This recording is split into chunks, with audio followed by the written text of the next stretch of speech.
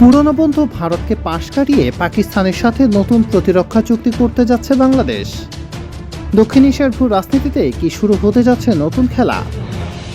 যে বাংলাদেশ একসময় পাকিস্তানের বিরুদ্ধে যুদ্ধ করে স্বাধীন হয়েছিল, সেই বাংলাদেশে কি এবার ভারতের বিপরীতে কৌশলগতভাবে কাছাকাছি যাচ্ছে পাকিস্তানের? ঢাকা আসছেন পাকিস্তানের প্রধানমন্ত্রী শাহবাজ শরীফ, সঙ্গে সেনাপ্রধান ফিল্ড মার্শাল আসিম মনির। আর এই সফর ঘিরে এখন তোলপাড় গোটা দক্ষিণ এশিয়া। প্রায় 2 যুগ পর পাকিস্তানের শীর্ষ রাজনৈতিক ও সামরিক নেতৃত্বের বাংলাদেশ সফর, আর এই সফরের সম্ভাব্য আলোচনায় এখন ভারতের কৌশলবিদদের বড় মাথা ব্যথা হয়ে দাঁড়িয়েছে।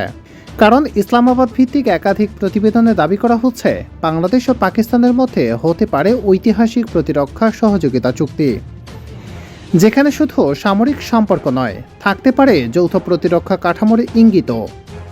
প্রতিবেদন অনুযায়ী বাংলাদেশ প্রধানমন্ত্রী হিসেবে আলোচিত তারেক রহমানের সম্ভাব্য চীন সফরের পরপরই ঢাকায় আসবেন শাহবাজ শরীফ ও আসিম মনির।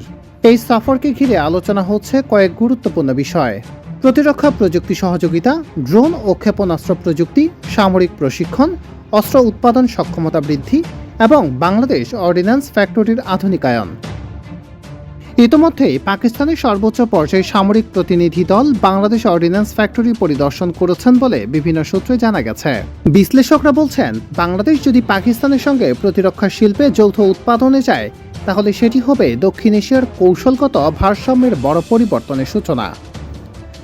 সবচেয়ে আলোচিত বিষয় হচ্ছে একটি সম্ভাব্য যৌথ প্রতিরক্ষা চুক্তি, যেখানে একটি দেশের উপর হামলাকে অন্য দেশের উপর হামলা হিসেবে বিবেচনার বিষয়টি আলোচনা হতে পারে বলে দাবি করা হচ্ছে কিছু প্রতিবেদনে। যদিও এখন পর্যন্ত এই তথ্যের কোনো আনুষ্ঠানিক নিশ্চিতকরণ নেই, তবুও বিষয়টি নিয়ে শুরু হয়েছে ব্যাপক আলোচনা।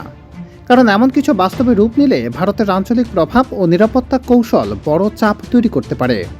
বিশেষ করে সাম্প্রতিক বছরগুলোতে বাংলাদেশ ভারত সম্পর্কে সীমান্ত হত্যা, তিস্তা ইস্যু, বাণিজ্য ভারসাম্যহীনতা এবং রাজনৈতিক প্রভাব বিস্তার নিয়ে যে অসন্তোষ তৈরি হয়েছে, সেটিকে এই নতুন সমীকরণের পিছনে কারণ হিসেবে দেখছেন অনেকে।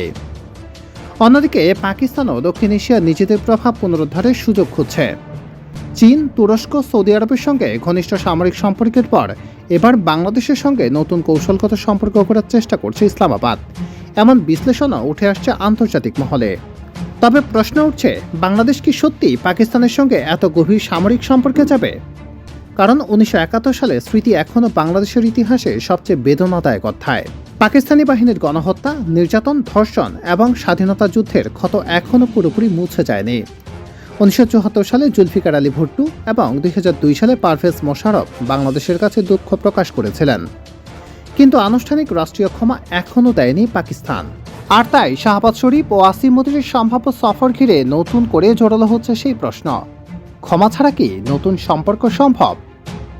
তাহলে কি বাংলাদেশ শুধুই কৌশলগত ভারসাম্য তৈরির চেষ্টা করছে, নাকি সত্যি বদলে যাচ্ছে দক্ষিণ এশিয়ার ভূ রাজনীতির মানচিত্র? ভারতের একক প্রভাবের বিপরীতে বাংলাদেশ কি এখন নতুন মিত্র খুঁজছে, আর পাকিস্তানকে সেই সুযোগটাই কাজে লাগাতে চাইছে? সব প্রশ্নের উত্তর মিলবে আগামী কয়েক সপ্তাহে। কারণ এই সফর যদি সত্যি হয়, তাহলে দক্ষিণ এশিয়ার রাজনীতিতে শুরু হতে পারে এক নতুন অধ্যায়।